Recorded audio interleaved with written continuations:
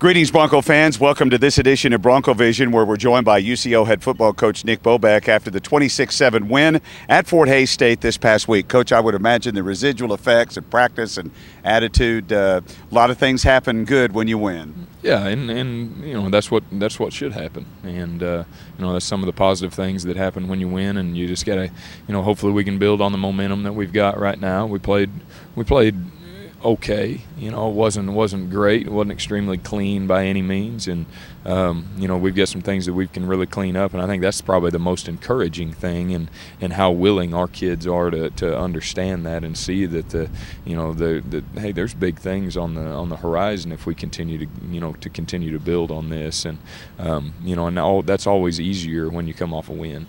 To the layman, it looks like you have so many more weapons. If you want to double team Marquez Clark, we'll run the ball on you and see if we can punish you that way. If you want to stop that, then maybe this week you have Clark open. Then if drive stalls, you have Seth hitting to boot a field goal ×4. Yeah, we've had weapons here, and Christian Hood's been a good player for a long time.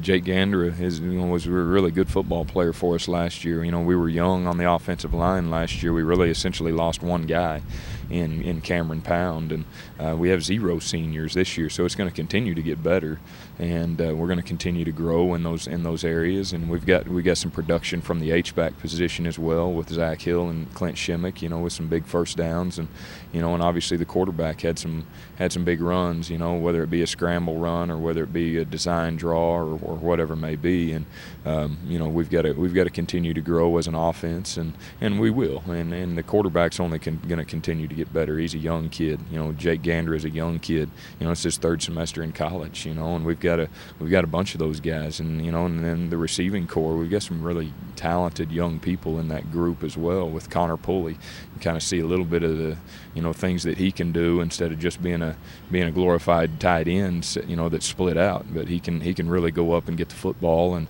made some big plays the other night. Had a big 3rd down conversion, and obviously the touchdown. So he's only a sophomore. So we're excited about those kids, and they just need to continue to grow. And really we didn't feature Marquez Clark a whole lot the other night because we really didn't have to, and they tried to take him away. And that's what people are going to do, and other people have to stand up and make the plays when he's not available.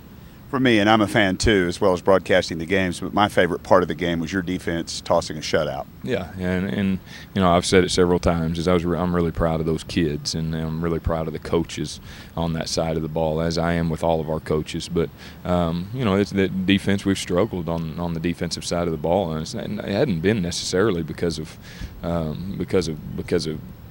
coaching or scheme or whatever may be, and that has to do with belief and having the right bodies and having enough bodies, and that's been our biggest issue over the first 2 years is not having enough depth, and you get 1 or 2 key guys hurt, as we did in the first game last year, where you get the 2 safeties that are hurt.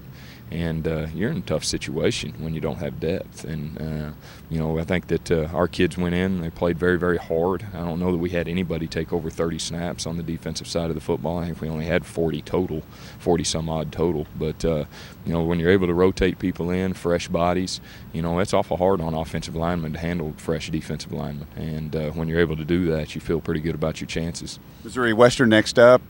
They eked out a 1-point win against Central Missouri. Better than the competition you played last week?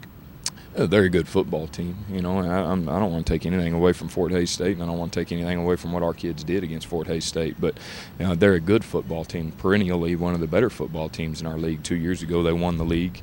I think last year was the first season that they missed the postseason in, I think, 6 years, something like that, whether it be playoffs or bowl game, whatever it may be, and they've done a really good job up there, and Coach Partridge has built something special there, and and that's a big step for us. They're going to be a physical football team. We're going to have to bring our big boy pants and be able to hold on. So we feel good about what we're doing.